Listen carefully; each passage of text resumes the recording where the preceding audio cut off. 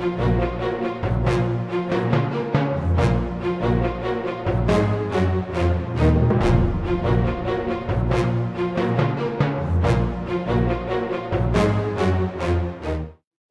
8th grade. So I'm going to be explaining option number 1 here for our Shakespeare performance. Option number 1 is a monologue from Romeo and Juliet. So if you click on the link below there, it'll take you to the Public Theater's website where they had these weekly challenges during the pandemic, and they haven't updated it quite recently, but this was kind of all spring and summer. Anyway, so this is one of those. All right, so what you see on the left, okay, is it's divided up. So into here's what I want you to do on Tuesday, here's what I want you to do on Wednesday and Thursday and Friday, and then Monday and Tuesday, so that you know what to expect. All right, so as we go down, okay, on Tuesday, okay, so I've asked you to, as you read, to highlight or bold any words that you're not sure about, okay, that you maybe need to look up.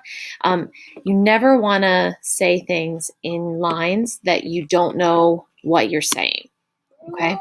And you don't need to understand every single thing, but you should understand the basic of what's going on.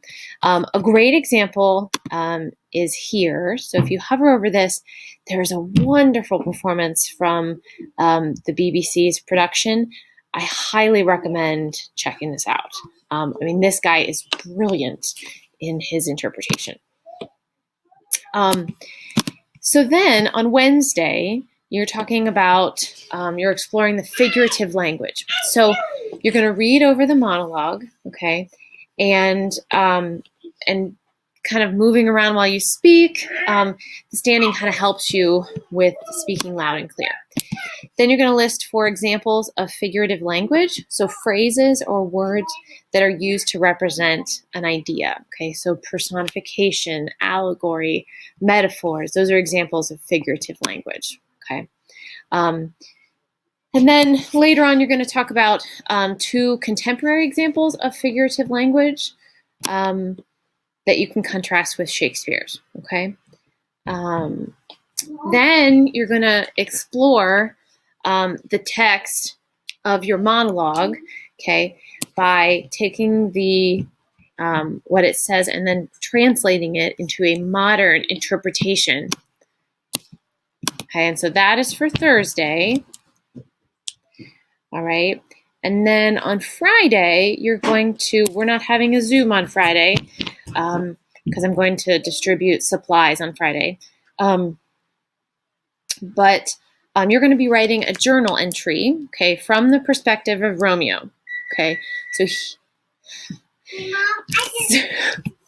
how many interruptions can there be on this video? How many times can my kids interrupt, or the sound of the oven, or this or that? Bah!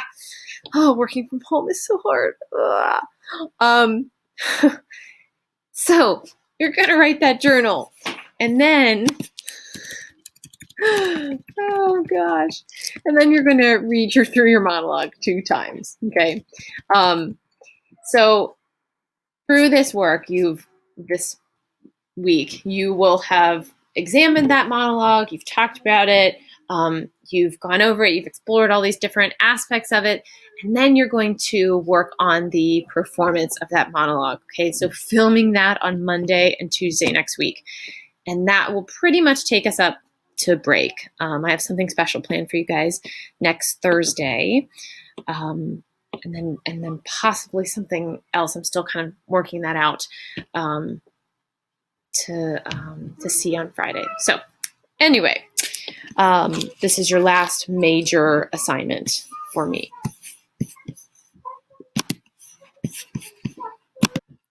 Hi, 8th grade. So this is option number 3. Okay, no one chose number 2. So option number 3 is the Hamlet monologue. So this is the famous "to be or not to be, that is the question," which is one of the most famous lines in all of literature.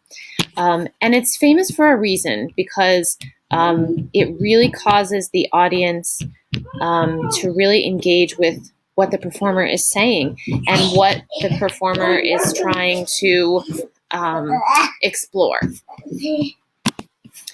So you're going to want to click on this link, okay? And this will take you to this part of the website where there are several different interpretations of this monologue. Now, the focus that they're taking on this is that it's relating to Black Lives Matter and to really kind of wrestling with,